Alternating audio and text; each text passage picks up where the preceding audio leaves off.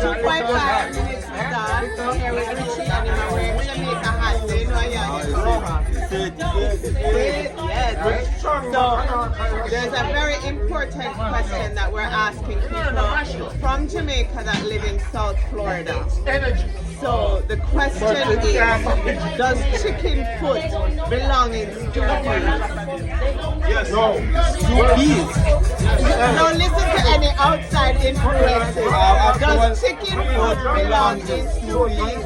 No, I've never had that way before. That's something new, someone created. That's what they like and favor, but me and a regular, no, chicken foot, I do it like a chicken foot soup. Chicken foot soup, or I've had it over fried a bit, but not in your stew peas. No.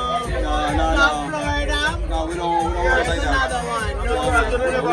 Richard around here. 2.5 minutes with that on Richie's side. No chicken foot in the stew peas. Take those. Zero.